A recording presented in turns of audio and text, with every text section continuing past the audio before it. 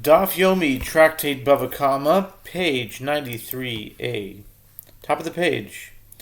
Hine anochi sholeach malach lefanecha l'shmorcha b'derech. It's in next week's parsha. Interesting. Okay, it's a mishpatim. Very interesting. Behold, I send an angel before you to keep you by the way, Exodus 23:20, indicating that an angel was sent in place of God to guard the Jewish people. Rava said to Rabba bar Mari, from where is this matter derived whereby people say drag wood after a property owner? In other words, help out a wealthy man, even in a small way, as this may lead to your benefiting from him. Rabba bar Mari said to him that the source is, as it is written, and Lot also, who went with Abram, had flocks and herds and tents. Genesis 13:5. In connection with the incident of Abraham and Abimelech mentioned in the Mishnah, the Gemara quotes a related statement. Rabbi Hanan says, one who passes the judgment of another to heaven is punished first. As it is stated, and Sarai said to Abram, my wrong be upon you. I gave my handmaid into your bosom, and when she saw that she had conceived, I was despised in her eyes. The Lord judge between me and you. Genesis 16:5. Sarai, at that time, Sarai stated that God should judge Abraham for his actions. And it is written, and Abraham came to mourn for Sarah and to weep for her. Genesis 23:2, as Sarah died first. The Gemara comments, and this matter applies only in a situation where he has someone to do judgment for him on earth and has no need to appeal to the heavenly court. Concerning this, Rabbi Yitzchak says, woe to he who cries out to heaven more than the one about whom he is crying out. Woe to he who cries out to heaven more than the one about whom he is crying out. Okay?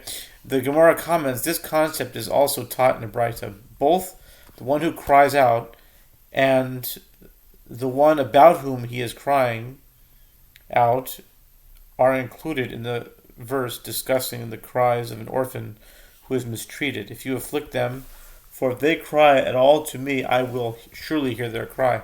My wrath shall wax hot, and I will kill you with the sword. Exodus 22:22 and 23. But they are quicker to punish the one who cries out than the one about whom he is crying out, as in the incident with Sarai.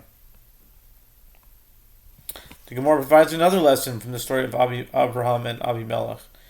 And Rabbi Yitzchak says, the curse of an ordinary person should never be regarded as light in your eyes. For Abimelech cursed Sarah, and it was fulfilled in her descendant. The curse on Sarah is, as it is stated, behold, it is to you a covering of the eyes. Genesis 20:16, meaning that he said to her, since you concealed your status from me, and you did not reveal that Abraham is your husband, and you caused me this suffering, may it be God's will that you should have children with covered eyes. And this curse was fulfilled in her descendant, as it is written, and it came to pass that when Isaac was old, and his eyes were dim, so that he could not see. Genesis 27:1. Rabbi Bahu says a person should always be among those who are pursued and not among the pursuers. One can prove that this is so, as none among birds are pursued more than doves and pigeons, as all predators hunt them, and from all birds the verse deemed them fit to be sacrificed on the altar. The Mishnah teaches with regard to one who says to another, blind my eye, or cut off my hand, or break my leg, and he does so, the latter is liable to pay for the damage even if the injured party explicitly instructed him to do so on the condition that he will be exempt from payment. But if one instructs another to damage his property on the condition that he will be exempt from payment, he is exempt. Rav Asi bar Chama said to Rava, "What is different in the first clause and what is different in the latter clause?" Rava said to him, "In the case of the first clause, he is liable despite the fact that he was instructed to carry out the injury on the condition that he would be exempt, because a person does not forego compensation for damage to his extremities, such as his eyes, hands, and feet, mentioned in the Mishnah 92a. Consequently, when he told the assailant that he would be exempt, the presumption is that he was not sincere." Rav Asi bar Chama said to him, "But does such a person forego compensation for his pain when he doesn't lose a limb? As it is taught in a Braita with regard to one who said to another, 'Strike me or wound me on the condition that you will be exempt from payment,' he is exempt." According to Rava's reasoning, he should be liable in this case as well, as the presumption should be that he was not sincere. Rava was silent, as he did not have a response. Rava said to him, "Have you heard anything with regard to this matter?" Rav Asi bar Chama said to him that this is what Rav Sheshet said. "It is because loss of a limb may result in a family flaw, that is, it may cause harm to the family name. One who loses a limb not only suffers pain, his family suffers as well. He is not in a position to forgive the assailant for the harm caused to his family, but he may forego compensation for his own pain. Consequently, if he had instructed another merely to injure him without causing loss of limb, on condition that the assailant will be exempt from payment, the assailant will be exempt." It was stated that the Amoraim disagreed concerning the explanation for the ruling of the first clause of the Mishnah. Rabbi Oshaya says, "It is because loss of a limb may result in a family flaw." Rava says it is because a person does not forego compensation for damage to his extremities. Rabbi Yochanan says there is a yes that, based on other factors, is like a no and is not viewed as giving consent. And conversely, there is a no that, based on other factors, is like a yes, and although one said no, it is as though he gave consent. In this case as well, where he said on condition to be exempt, he was not sincere.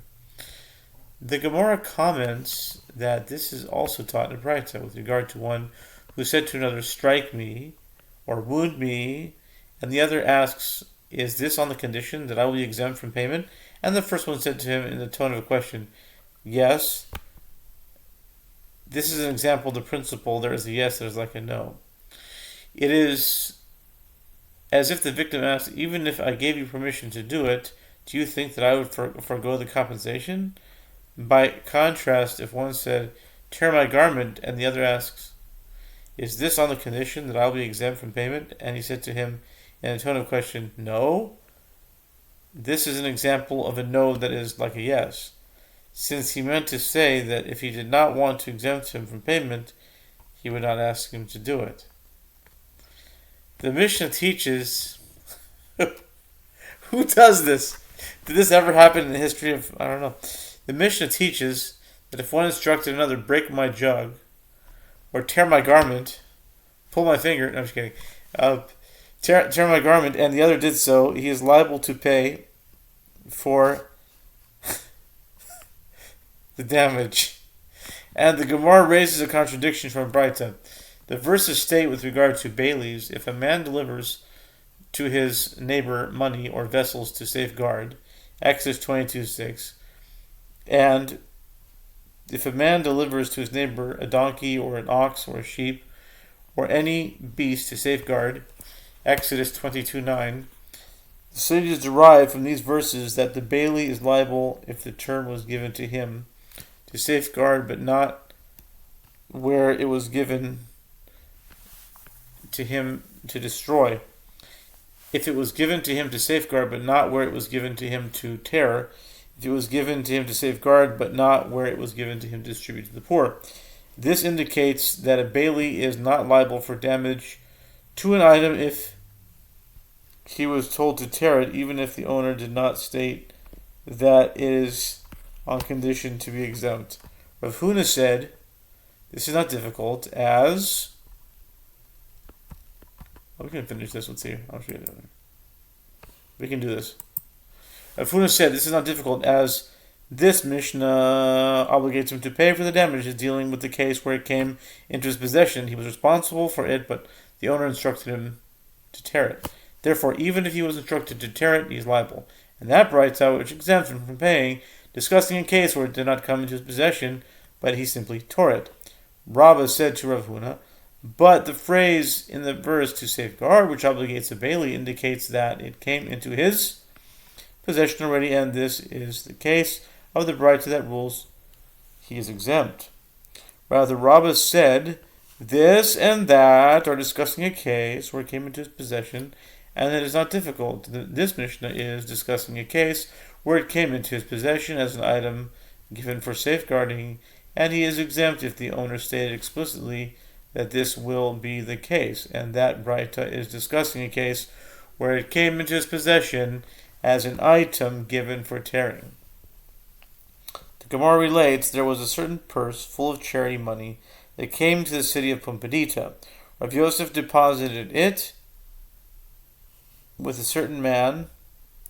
That man was negligent in safeguarding it, and thieves came and stole it. Rav Yosef deemed the bailee liable to pay compensation. Abaye said to Rav Yosef, but isn't it taught in a Braita to safeguard, but not what was given to him to distribute to the poor? This seems to teach that with regard to money that is distributed to the poor, there is no halacha of safeguarding. Rav Yosef said to him, the poor of Pumbedita have an amount that is set for them to receive. Each poor person already had a specific sum designated for him, and accordingly is in the category of to safeguard. Therefore, he is liable. Hadran alach hachovel. We have finished. We shall return to you. Perek hachovel. This concludes Perek hachovel of Bava Kama.